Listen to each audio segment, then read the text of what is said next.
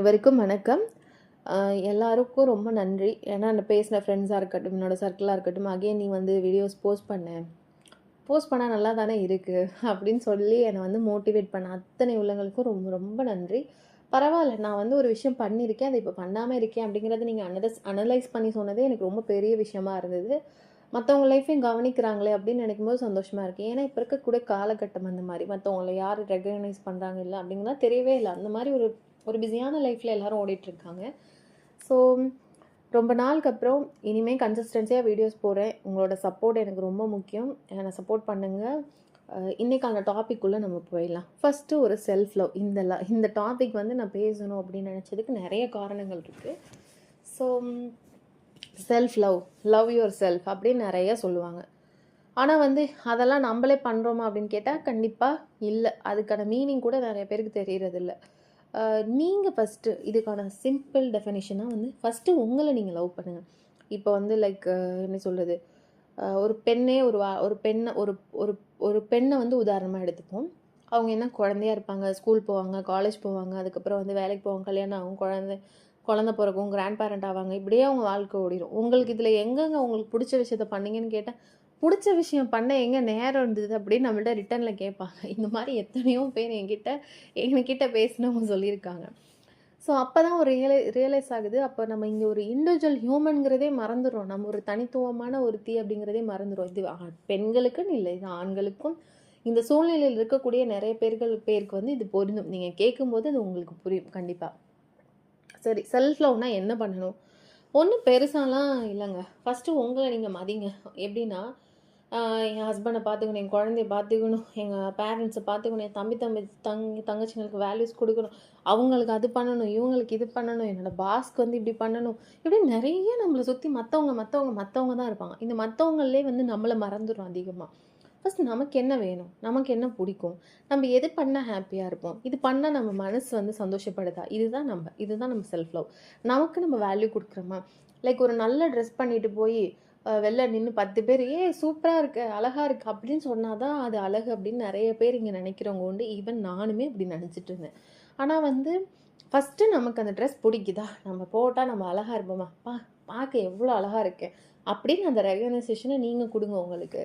அது உங்களுக்கான வேல்யூஸை, உங்களுக்கான ரெஸ்பெக்டை நீங்கள் கொடுக்கலன்னா வேறு யாருமே கொடுக்க மாட்டாங்க. இந்த உலகத்தில் ரொம்ப ஸ்ட்ராங்கான வார்த்தை எனக்கு என்னோட அண்ணன் சொன்ன வார்த்தை. ஃபஸ்ட்டு நீ உன்னை லவ் பண்ணலைன்னா மற்றவங்க எப்படி லவ் பண்ணுவாங்க? ஃபஸ்ட்டு நீ உன்னை ரெஸ்பெக்ட் பண்ணலாம், மற்றவங்க எப்படி ரெஸ்பெக்ட் பண்ணுவாங்க? இதோட மீனிங் எனக்கு பல காலம் எனக்கு புரியவே இல்லைங்க. ஆனால் வந்து என்னோடய சூழ்நிலை மாற என்னோடய வாழ்க்கை நிலை மாற தான் அதுக்கான மீனிங் எனக்கு புரிஞ்சிச்சு. Love your self. உங்களை மதிங்க, உங்களுக்கான வேல்யூஸை நீங்கள் கொடுங்க, உங்களுக்கு பிடிச்ச விஷயங்களை பண்ணுங்கள், சந்தோஷமாக இருங்க. நீங்கள் சந்தோஷமாக இருந்தால் மட்டும்தான் சந்தோஷத்தை வந்து மற்றவங்களுக்கு பகிரவே முடியும். அதுக்கப்புறம் தான் உங்கள் ஃபேமிலிஸை நல்லா பார்த்துக்கவே முடியும். நீங்களே ஒரு மூலையில் உட்காந்துட்டு எனக்கு என்ன வேணும், எனக்கு என்ன பண்ணணும்னு தெரியாமல் இருந்துட்டு நீங்கள் எல்லாருக்கும் எல்லாம் பண்ணிகிட்டு இருக்கும்போது அந்த டேவும் அந்த அந்த லைஃபே ஃபுல்ஃபில் ஆகாது. உங்களுக்கு ஒரு பாட்டு கேட்கணும்னு தோணுதா, பாட்டு கேளுங்க. உங்களுக்கு உடம்பு இல்லை, ரெஸ்ட் எடுக்கணும்னு தோணுதா, ரெஸ்ட் எடுங்க. சில பேர்லாம் இப்போ என்னோட பார்த்தீங்கன்னு வச்சுக்கோங்களேன், உடம்பு முடியல, ஆனாலும் என் வேலையை நான் தான் பார்த்தாக்கணும் அப்படின்னு சொல்லி பண்ணுவாங்க. இல்லை என்னால் முடியல, நான் போய் ரெஸ்ட் எடுக்கிறேன் அப்படின்னு சொல்லிட்டு ரெஸ்ட் எடுங்க, ஒன்றும் தப்பு இல்லை. உங்களுக்கான ஒரு 10 நிமிஷம் ஸ்பெண்ட் பண்ணுறதுல வந்து எதுவுமே தப்பு இல்லை. இந்த மாதிரி சின்ன சின்ன விஷயங்கள் நிறைய பேருக்கு புக்ஸ் படிக்கணும்னு ஆசையாக இருக்கும், நிறைய பேர் புக் எழுத ஆசையாக இருக்கும், பண்ணுங்கள், புக் எழுதுங்க. லைக் நிறைய பேருக்கு என்ன மாதிரி வீடியோஸ் போடணும் ஆசையாக இருக்குது, பண்ணுங்கள். நிறைய பேருக்கு வந்து இன்னும் சில பேருக்கு சில சர்டிஃபிகேட் கோர்ஸ் பண்ணணும், அதுலேருந்து நம்ம அப்கிரேட் பண்ணிக்கணும்னு நினைப்பாங்க. ஆனால் அதுக்கான நேரமே இருக்காது. அதுக்கான நேரத்தை ஒதுக்கி பண்ணுங்கள். உங்களுக்கு பிடிச்ச விஷயங்களை பண்ணி சந்தோஷமாக இருங்க. எல்லாமே நல்ல வகையான நல்ல டைரெக்ஷனில் போங்க. லைஃப்பில் குவாலிட்டியான ஒரு லைஃப்பை வந்து இம்ப்ரூவ் பண்ணுங்கள். உங்களை போய் பார்த்து செம்ம கெத்தாக ஹாப்பியாக இருக்குது, ஐ ஆம் த லக்கியஸ்ட் பர்சன்னு நீங்கள் என்றைக்கு ஃபீல் பண்ணுறீங்களோ அன்றைக்கி உங்களோட எல்லா வகையான பார்வையும், மற்றவங்க உங்களுக்கு கொடுக்கணும் மதிப்பு, அவங்க இது பண்ணணும் நினச்ச எல்லாத்தையும் உடச்சிட்டு உங்களுக்கு நீங்கள் கொடுக்கும்போது உங்களோட மொத்த விஷயங்களுமே மாறும். அது வந்து இவ்வளோ சொல்கிறேன்னா, இதுவுமே நான் எனக்கான சில விஷயங்கள் நான் எனக்காக பண்ண ஆரம்பித்த போது என்னோட லைஃப்பில் மாறின விஷயங்கள் தான் இது எல்லாமே. அதை தான் நான் உங்களுக்கும் ஷேர் பண்ணுறேன். ஃபாலோ பண்ணுங்கள். First love your self. உங்களை லவ் பண்ணுங்கள். லைக் ஒரு சின்ன விஷயமா இருக்கலாங்க. எனக்கு வந்து 10 நிமிஷம் வாக்கிங் போகிறது பிடிக்குங்க. ஆனால் வந்து எங்கள் ஊரில் யாரும் வாக்கிங்லாம் போக மாட்டாங்கங்க, ஜாகிங்லாம் போக மாட்டாங்கங்க. கிண்டல் பண்ணுவாங்கன்னு நினச்சா கிண்டல் பண்ணுறோம் பண்ணட்டும். உங்கள் உடம்புக்கு அது முக்கியம்னு தோணுதா நீங்கள் போங்க.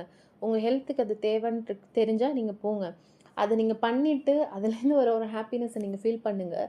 கண்டிப்பாக எல்லாருக்கும் ஏதாவது ஒரு வகையில் ஸ்ட்ரகிள் இருக்கும். அந்த ஸ்ட்ரகிளை யோசிச்சே தான் நிறைய விஷயங்கள் வந்து பண்ண முடியாமல் இருக்கும். அந்த ஹடில்ஸை, ஸ்ட்ரகிள்ஸை எல்லாமே நம்ம ஓவர் கம் பண்ணலாம். எல்லாமே பாசிட்டிவான வகையில் லீட் பண்ணலாம். So love your self. எல்லாருக்கும் ரொம்ப நன்றி. வணக்கம்.